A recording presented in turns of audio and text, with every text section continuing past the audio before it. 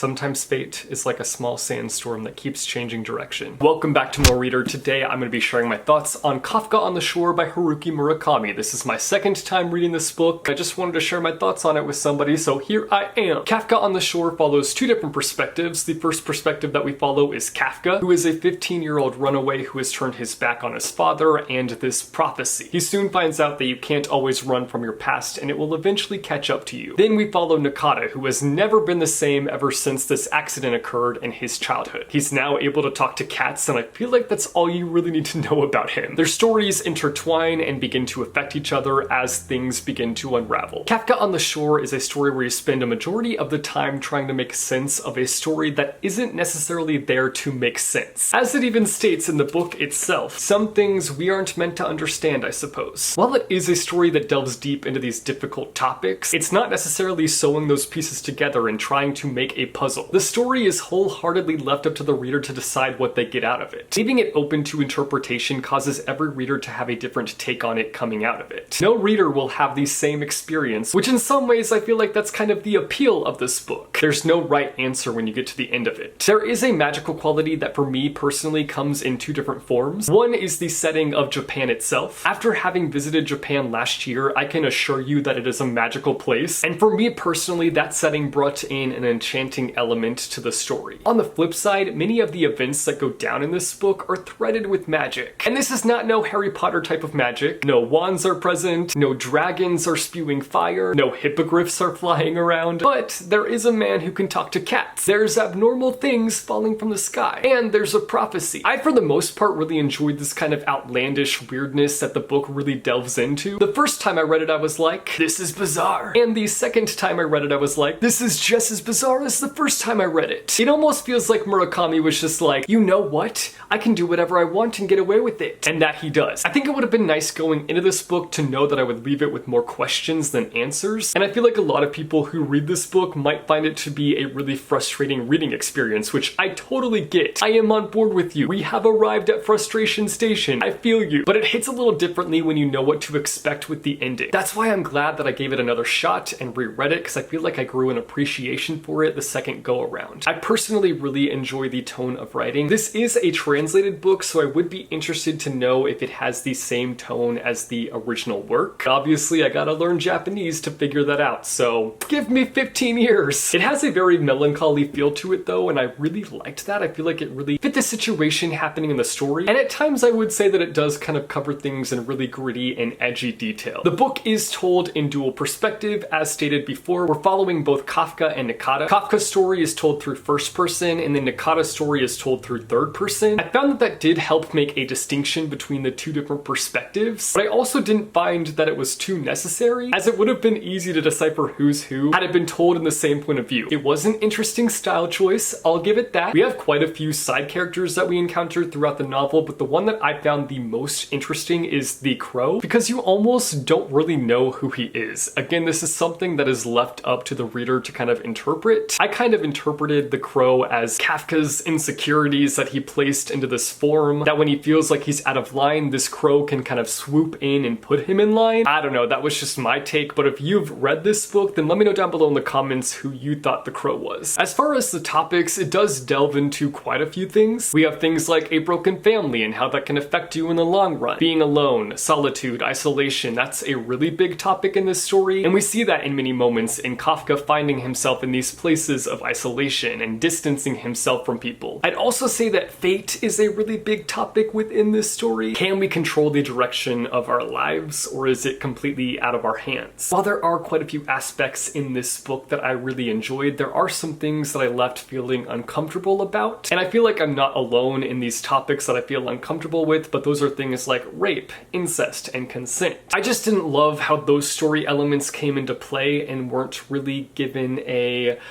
oh, how do I put it? Those elements were a part of the book, but it wasn't mentioned that they were wrong, that rape is wrong, that incest is wrong, that consent is a very important thing. And I just left the book feeling uncomfortable about those things. So, all in all, what did I get out of Kafka on the Shore? I think the big thing that I got out of this book is that, yeah, not everything needs to make sense. There are often going to be times in our lives where we find ourselves in situations that don't make sense. And it'll be frustrating, but it'll be okay. Those are all my thoughts on Kafka on the Shore by Haruki Murakami. If you've read it, let me know all your thoughts on it down below in the comments. If you haven't read it, then let me know if you plan to. That's all I've got for you guys today. I still don't know how to end these videos, so this has been More Reader. I'll see you soon with more. Bye.